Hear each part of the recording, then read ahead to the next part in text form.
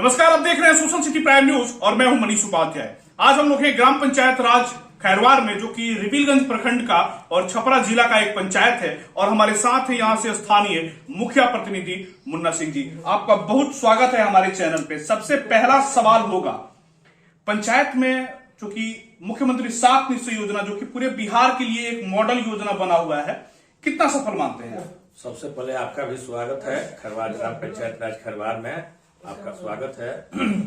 जहां तक मुख्यमंत्री 7 निश्चय योजना का हाल, तो हमारे पंचायत में 7 निश्चय के अंतर्गत 11 वार्ड पीएचडी के द्वारा नल जल का सुचारू रूप से चल रहा है और 3 पंचायत में 3 वार्ड में पंचायत का एजेंसी काम किया था। तो कुल मिलाकर 7 निश्चय योजना जो थोड़ा सरकार का बहुत महत्वाकांक्षी योजना था, इस योजना से आम से लेकर खास तक इस योजना का लाभ उठाया, लेकिन सरकार के उदासीनता के चलते और कार्य को मॉनिटरिंग नहीं होने के कारण धरातल पर 100% यह योजना उतरने में असफल रही। आखिर इस योजना को हम सफल कैसे बना सकते? अब तो खास करके ये योजना जो पंचायत से मतलब पंचायत के अधिकार से अलग हो गया है और ये चला गया है पीएचडी के, संपूर्ण रूप से पीएचडी का अधीन योजना हो गया है। पीएचडी से एक बात याद आया कि अब मुखिया का जो कार्य क्षेत्र था, या जो पहले जो उनका कार्यशैली था, या उनकी जो कार्य करने की जो क्षमता थी, अब उसको सीमित धीरे धीरे किया जा रहा है बिहार सरकार के द्वारा। तो क्या लग रहा है कि अब पंचायत का कितना विकास हो पाएगा? बापू का सपना था ग्राम पंचायत का जो सपना था, महात्मा गांधी का सपना था कि ग्राम की सरकार और ग्राम से ही चलेगी, लेकिन आए दिन माननीय मुख्यमंत्री नीतीश कुमार के द्वारा मुखिया के पूर्ण से कोई दूसरा अधिकार नहीं, लेकिन पूर्व से जो अधिकार चलते आ रहा है उसमें भारी कटौती किया गया है और अधिकारों का हनन करके, और सरकार अपने मन मुताबिक पंचायत सरकार को चलाना चाहती है, जो कि आए दिन आम जनता और जनप्रतिनिधियों के लिए बहुत ही दुखद बात है। अगर हम बात करें शिक्षा की, शिक्षा और चिकित्सा, जो कि समाज का एक बहुत ही महत्वपूर्ण अंग है, इसकी क्या स्थिति है आपके पंचायत? तो शिक्षा का तो स्तर यह है कि शिक्षा अब जब से के पाठक जी आए हैं और सरकार ने एक मतलब अपने स्तर से एक बनाया है कमेटी, तो शिक्षा का स्तर है कि वैसे लोग भी विद्यालय का औचक निरीक्षण करने और विद्यालय की जांच करने जाते हैं, जो मनरेगा में पंचायत रोजगार सेवक हुआ करते हैं, जिनकी योग्यता मैट्रिक और इंटर है, वैसे लोग विद्यालय का निरीक्षण कर रहे हैं। सरकार की यही दशा और दिशा चल रही है। आगे भगवान मालिक है शिक्षा विभाग का। चिकित्सा की क्या कुछ व्यवस्था है आपके पंचायत? पहले हमारे यहाँ उप स्वास्थ्य केंद्र खैरवार पंचायत में 2 उप स्वास्थ्य केंद्र हुआ करता था, बीरम परसा और ढेलहाड़ी में। पूर्व से न किसी डॉक्टर की प्रतिनियुक्ति और न किसी एएनएम की प्रतिनियुक्ति थी, लेकिन अब जब से हम लोग जीते और इसमें लगातार प्रयास किए और सिविल सर्जन महोदय के आग्रह पूर्वक हम लोग आग्रह किए, उसके बाद दोनों सेंटर पर 2 एएनएम और 1 सीएचओ की प्रतिनियुक्ति है। अभी जो व्यवस्था शिक्षा का चल रहा है, स्वास्थ्य का चल रहा है, यूं कहा जाए कि कुछ हद तक ठीक है। पंचायत में कई सारे वादे आपने किए थे अपनी पंचायत की जनता से, लगभग कितना पूरा कर पाए हैं इस कार्यकाल? हमने अपने तरफ से मतलब पूर्णतः कोशिश किया है और लगातार आगे भी प्रयास जारी है, लेकिन सरकार के बिल्कुल ढुलमुल रवैया के चलते कुछ योजना जो सरकार के द्वारा जो अभी हमारे अधिकार में कटौती की जा रही है, वे कहीं से असफल होते दिख रहा है। वृद्धा पेंशन योजना और आवास योजना की क्या स्थिति है?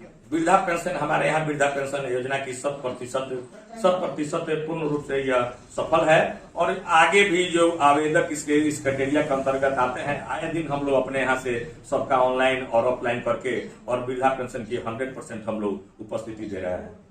अच्छा, ये जो आपका बाकी का जो कार्यकाल बचा है, इसमें क्या लग रहा है पंचायत की अभी को आप कैसा पंचायत बना? अभी आपने एक सवाल किया था कि आवास योजना, तो हम लोग आए दिन किसी समारोह में, किसी शादी समारोह में, कहीं श्राद्ध क्रम में, गांव के किसी कार्यक्रम में आए दिन जाते हैं, तो गांव के आम आदमी जो बहुत दिनों से बेघर है और दैनिक मजदूरी करके अपना जीवन यापन करता है, वैसे लोग हम लोग से बराबर यह क्वेश्चन करते हैं, आवेशपूर्ण क्वेश्चन करते हैं कि हमारा घर क्यों नहीं बना, जबकि 2 साल सरकार के मतलब निर्वाचित हुए हम लोग को 2 साल हो गया, लेकिन अभी तक 2 साल में सरकार कहीं से मतलब रजिस्ट्रेशन और पंजीकृत आवास योजना के तहत लाभुक अभी तक पंजीकृत भी नहीं हुआ और सरकार की इस रवैया से बिल्कुल घोर निराशाजनक है और पंचायत में बहुत हम लोग को मतलब हर लोगों को ध्वंस झेलना पड़ रहा है।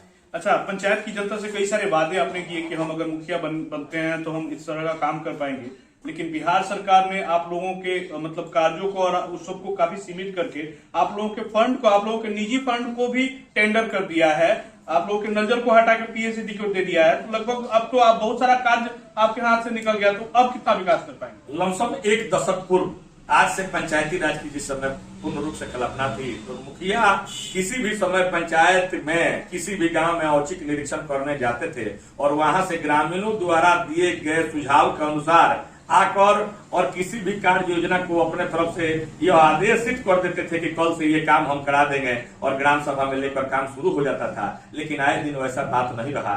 अब चूंकि सरकार की जो महत्वपूर्ण योजनाएं हैं वो आम आदमी के मतलब आम आदमी से बहुत बाहर होते दिख रही है और उस स्थिति में हम लोग को असमंजस की स्थिति है। कोई भी नया योजना है तो उसको पोर्टल पर चढ़ाना है और पोर्टल पर चढ़ने में और प्रकाशित होने में कुल मिलाकर समय 6 महीना लग जाता है। उसके बाद उसका एस्टिमेट होता है, उसके बाद टीएस होता है, जेई कनीय अभियंता आकर साइट पर जाकर उसका जीरो टैग करते हैं। इस स्थिति में समय का पूर्ण रूप से उसमें एक अनिश्चित समय बन जाता है, जिसमें जैसे उस कारण से ग्रामीणों में क्षोभ का कारण बन जाता है, जिससे विकास नहीं हो पा रहा। जी जी जी। अच्छा, लोकसभा चुनाव सर पे है, क्या लग रहा है इस पर किसका होगा फेस और कौन बनाएगा फेस?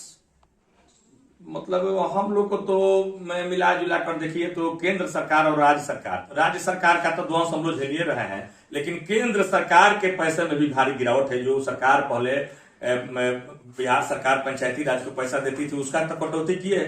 केंद्र सरकार ने भी बहुत ज्यादा कटौती कर दिया है।